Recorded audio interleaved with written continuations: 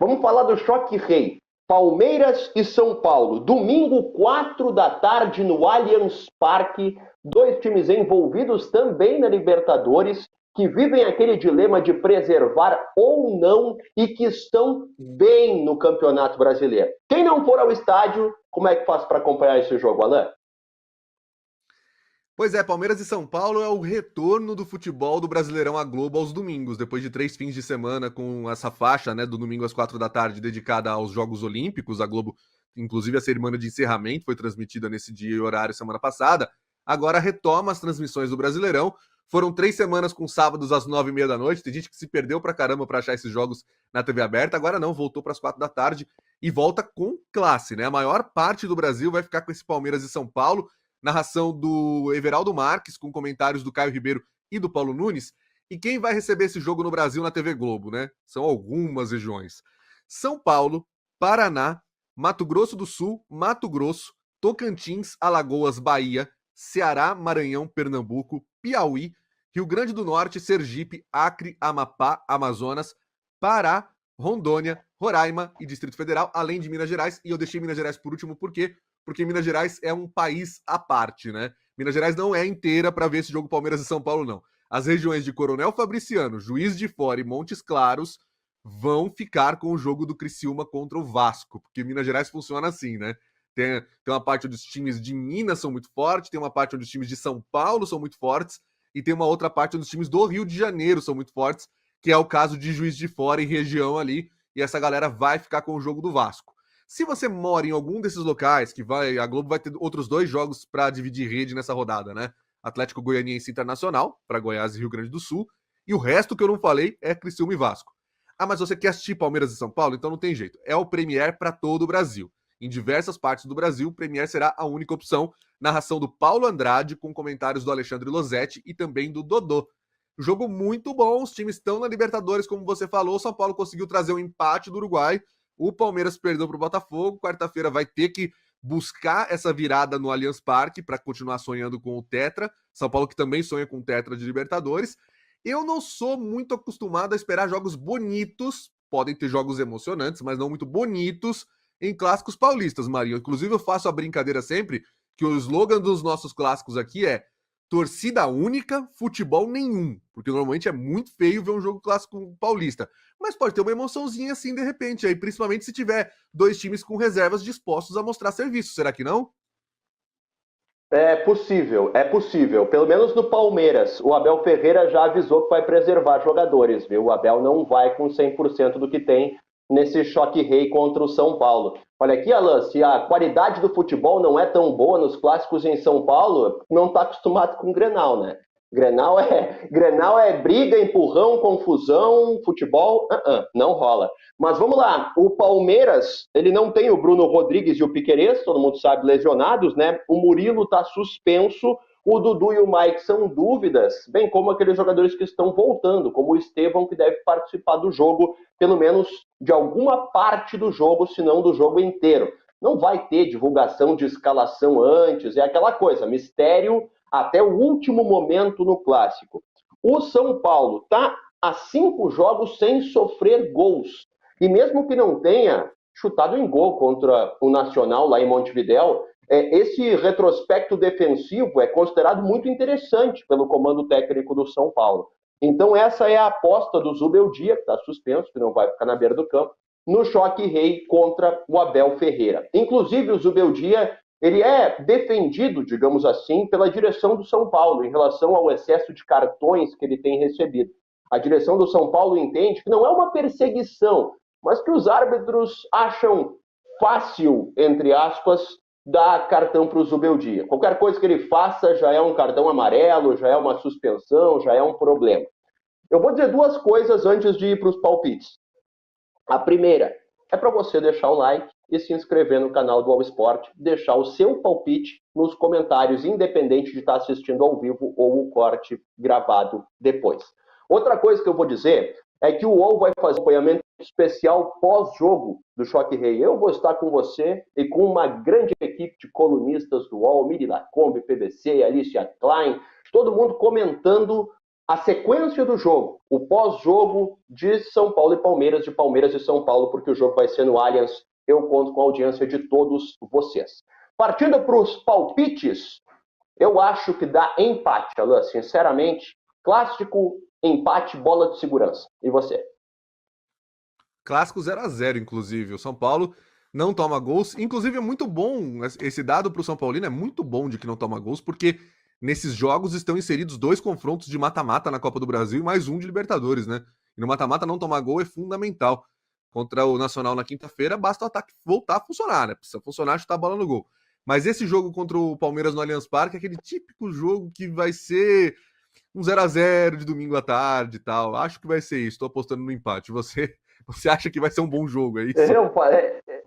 Não, eu acho que vai ser um bom jogo, mas vai ser um bom empate. Vai ser um bom empate. Eu acho que vai ser um empate legal. Bora falar agora sobre Mário Rui. Lateral esquerdo português, 33 anos de idade, que pertence ao Napoli, está na pauta do São Paulo. Informação que foi trazida pelo jornalista Gianluca Di Marzio e confirmada junto a um dirigente tricolor. Primeira rodada de conversas para entender a possibilidade. O Mário, que está jogando no Napoli há 9 temporadas. Nos últimos 3 anos foram 95 partidas, sendo 83 na condição de titular. Foram 15 assistências durante esse período. Jogador de muito prestígio internacional, mas que perdeu um pouquinho do espaço no Napoli, mesmo tendo mais 2 anos de contrato. O Napoli talvez não crie tantas dificuldades para negociá-lo, até porque o salário é alto, 33 anos de idade, e vem numa sequência relativamente grande de lesões.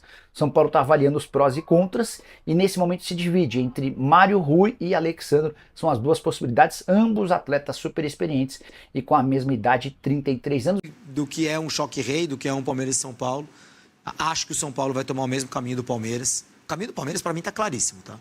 O do São Paulo ainda pode ter alguma dúvida, mas acho que também vai ser igual ao do Palmeiras. Bom, você falando do próximo jogo, projetando os outros jogos, quando aí sim os atletas podem ser poupados, vamos dar um passo para trás e olhar os últimos jogos. Tá aí os últimos 5 jogos do Palmeiras, ver o que o Palmeiras fez, o que o Palmeiras aprontou aí nas últimas rodadas, contando as diferentes competições. Perdeu do Botafogo na Libertadores nesse meio de semana, empatou no final de semana com o Flamengo, tinha vencido o jogo da volta da Copa do Brasil diante do Flamengo por 1-0, mas acabou sendo eliminado.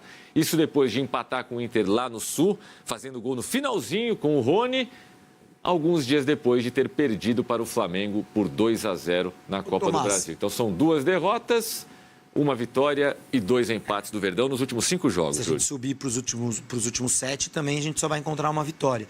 Mas me refresca a memória, porque realmente eu não estava aqui, não lembro. Esse Inter e Palmeiras, o Palmeiras poupou jogadores, você lembra?